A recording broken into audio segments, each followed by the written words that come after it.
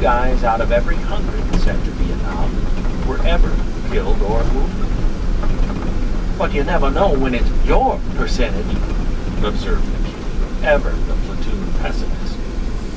Or when you might get somebody else's percentage, added Victor, the other cynic.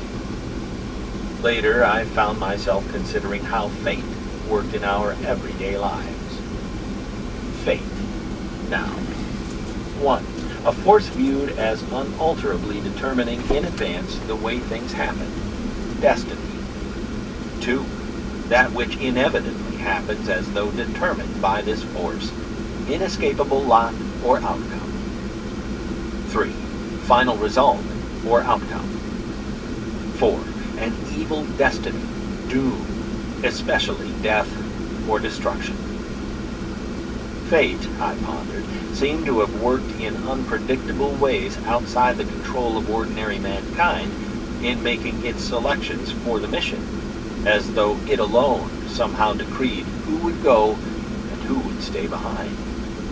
Selection started with the new guys. Lance Corporal Robert Martinez, radio man, came over on Friday from Bravo Company, where he had been a member of a floating reactionary force. He was a young, dark-skinned Mexican-American of medium height and build, but was far from any stereotype of a Chicano. He was born in Kansas and grew up in Oklahoma, where he never learned to speak good Spanish. Mascarenas declared Martinez the first Mexican he personally had ever known who spoke such poor Spanish in a Dust Bowl Grapes of Wrath accent. A lot of ifs could have kept Martinez off the mission. If he had enlisted 2 days later than he did back in Oklahoma. If he had been sick enough to delay shipping out for overseas. Most significantly, if he had waited another few days before transferring out of Bravo Company. None of these things happened, however, and so here he was, with fate making sure he went along.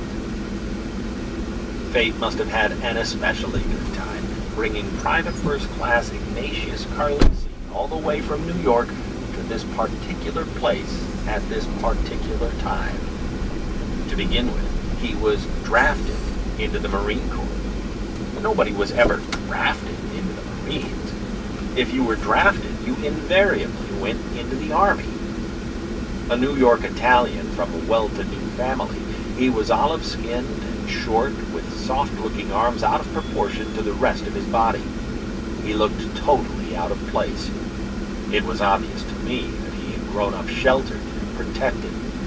He should have been a clerk in some Army rear echelon outfit. But here he was, drafted, and somehow in recon on this particular Monday, on his way into the bush for the first time. Corporal Gerald Thompson, light-skinned, slender, and a fraction of an inch under 6 feet tall, took Ronnie Knowles' place as first squad leader. He also had his ifs. If Knowles hadn't already departed, leaving the slot open, and if he hadn't recently made corporal, he likely would not have been with 1st Platoon and would have gone to another outfit. Originally from Indiana, with a wife waiting in North Carolina, Thompson had been in the crotch long enough to make rank, but hadn't been corporal long enough to become entirely comfortable with his stripes. During Thompson's first or second night on the sand dunes, Mascarenas and some of his amigos started raising hell and having a good time in the next tent, keeping everyone awake. Binns was at a movie, and, of course, Sergeant Howard billeted separately. Thompson finally got pissed off. He jumped off his rubber legs, stomped over to the next tent, and threw the flaps aside. "All right, you guys," he barked. "We can't get any sleep over there, so shut the fuck up." Instant silence. He came back to bed. "Wow," he murmured. "Listen to me." Fate worked with equal determination in making selections from among the platoon regulars. Not Billy D, for example. Billy D had only a couple of weeks left in country before he was due to be transferred stateside at the end of his duty tour. "You're a short-timer, Doc," Sergeant Howard said. cut short, Sergeant. I'm next. You've done your share. You don't have to go out on this one. Combat corpsmen had this chaplain, whereas they believed it was up to them, personally, to take care of their flocks. Doc glanced at Ben, his best friend. What am I gonna do while you're out in the bush? Sit on one thumb and play switchies? I'll go. It's the last chance to work on my beautiful Vietnam hillside suntan. On the other hand, B.E. Moore, my oldest bud in the platoon, and Private First Class Benson, a little red-headed machine gunner, were both selected out of the mission. Moore was on mess duty over, and on the roster for KP the entire week. All the platoons, without exception, had to contribute manpower for running the chow hall. That meant the duty watch dragged Moore out of the sack at 0200 for the breakfast rush, and he spent most of the rest of the day scrubbing the pots and the pans and getting dishpan hands. But for that, he would have gone out with the platoon. We were preparing for mission, on our way to the company area bunker to draw munitions, when he stumbled in to catch a few hours sleep before the evening meal call. Wish I were going out with you guys, he said. The only medal I'll ever win at the chow hall is good housekeeping seal of approval.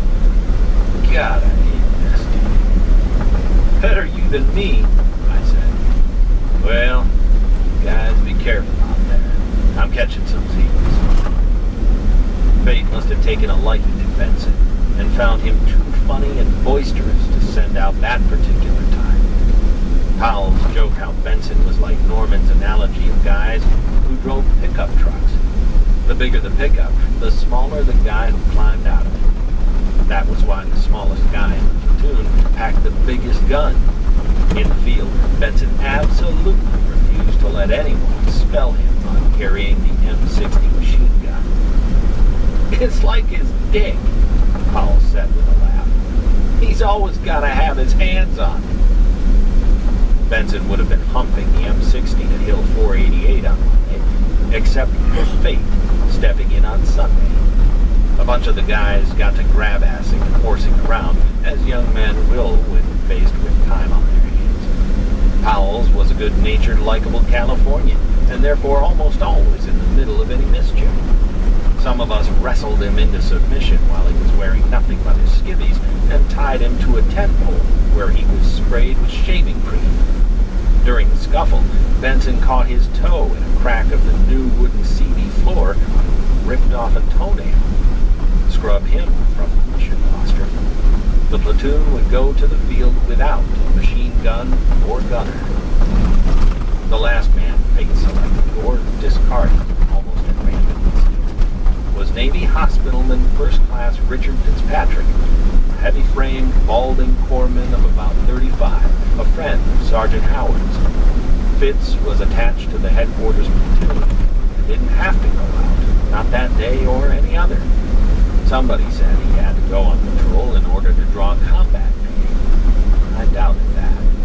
You drew the pay if you served in a combat zone. July certainly qualified as a combat zone. Fitz huffed up with his juice gear and aid bag as the platoon saddled up for the stroll over to the battalion helicopter pads and requested to tag along as a spare medic. He had never been out on the mission before, and he chose this one, or was chosen for it. Fate worked in strange ways. So there we went, filing through the late afternoon heat of the waiting choppers. 16 jarheads and 2 Navy squid quad. Over half of us were either new guys who hardly knew how to load onto a helicopter, or near greenhorns, untested in any serious action. Jovial Kosovo attempted to lighten the mood by Riley chanting an old Jody call. Ain't no use in looking back, Jody's got your Cadillac. Ain't no use in going home, Jody's got your girl and gone. 26. A total of 8 recon patrols were being planted onto the highlands surrounding the Hyetco Valley. Most of them were squad-sized or slightly larger, 8 to 10 Marines. Sergeant Howard's 1st platoon was the largest to be inserted, deep into territory the enemy considered vital. Beyond Nuivu Hill lay nothing friendly all the way to Laos. One of the teams, Team 7, took up a position on heavily wooded Hill 555, southwest of Hill 488. Within hours, the OP reported enemy activity, most of it in groups smaller than platoons. The BC seemed to be moving east, just as intelligence reports indicated, training as they drifted toward some as-yet unknown marshalling area where they apparently intended to consolidate into battalions or regiments large enough to do battle. The recon team noted the sighting of a larger-than-normal man wearing camouflage among one of the groups. The size of the man and the cami uniform signified a Red Chinese advisor, probably someone from Manchuria or thereabouts, where people were almost as large as Americans. The presence of a Chinese with the enemy usually meant NBA regulars or large BC main force elements. It seemed intel about the 2nd NBA Division and the 1st BC Regiment being in the valley might be right on target. Someone later in the afternoon, Colonel Sullivan of the battalion CP, whose radio call sign was Iron Hand, received a terse message from Hill 555. "I think we've been made, sir," the recon lieutenant whispered into his mic. "We need to request an emergency extraction." It appeared a BC patrol working a scout dog had picked up an intruder scent. The dog, with its owner in tow, flitted in and out of woodland at the foot of the hill. The recon platoon leader waited until he saw the patrol with the eager dog in front hurrying up the slope with purpose before he requested extraction. Recon was never intended to stand into battle. Besides, it was still too early in the game to engage the enemy. For now, the recons would make their salute reports, the data from which was tallied and transcribed to maps in an effort to pinpoint enemy consolidations against which 1st Marine Division infantry and support might maneuver with greater success. It was cat and mouse played large scale. Colonel Sullivan dispatched a trio of UH-34s escorted by Huey gunships to pick up the endangered recon team. The lifts dropped into a pre-designated LZ on the opposite side of the hill from the enemy advance. Marines scrambled hastily aboard. Soon, they arrived safely at Chulai. 27. 1830 hours, Monday, 13 June, 1966.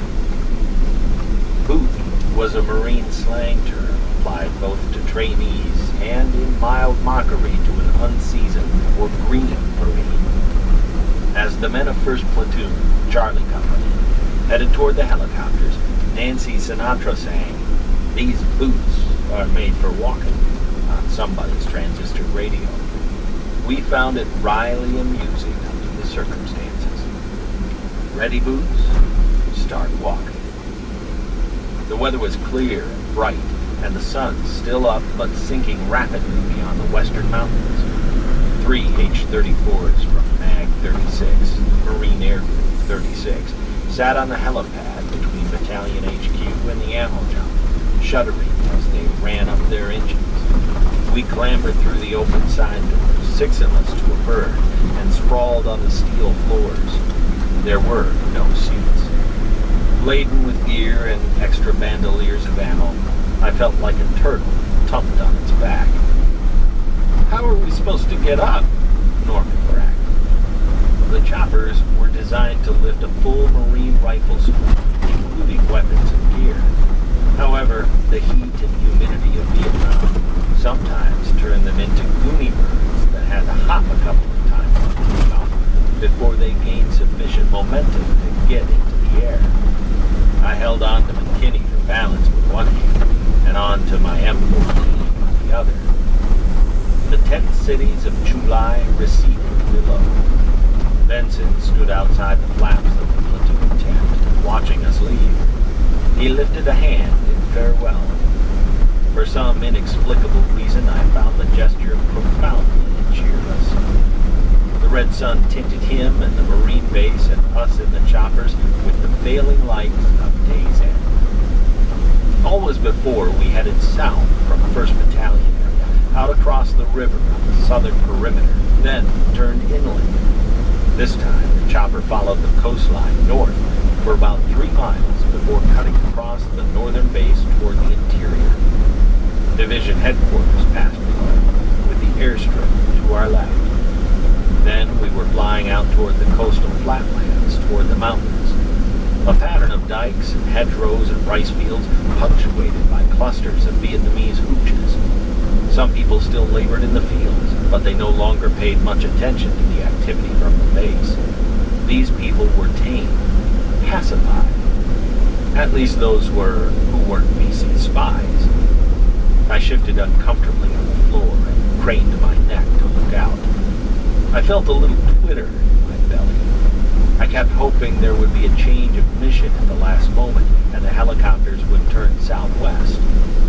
That wasn't going to happen.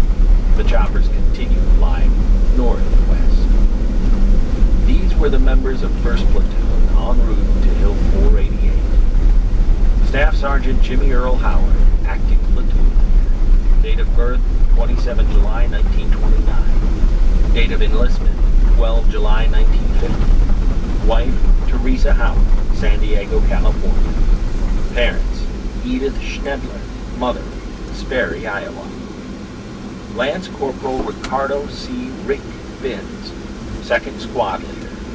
Date of birth, 25 December 1945. Place of birth, Bronx, New York. Date of enlistment, 29 March 1963. Parents, Alberta and Cyril Binns, Bronx, New York. Hospital man, 3rd class, Billy D. Holmes, medic. Date of birth, 29 December 1942. Place of birth, Waverly, Tennessee. Date of enlistment, 28 May 1962. Wife, Clarice Holmes, Madison, Tennessee. Parents, Don and Frances Holmes, Madison, Tennessee. Private 1st Class Charles W. Bosley. Date of birth, 15 January 1947. Place of birth,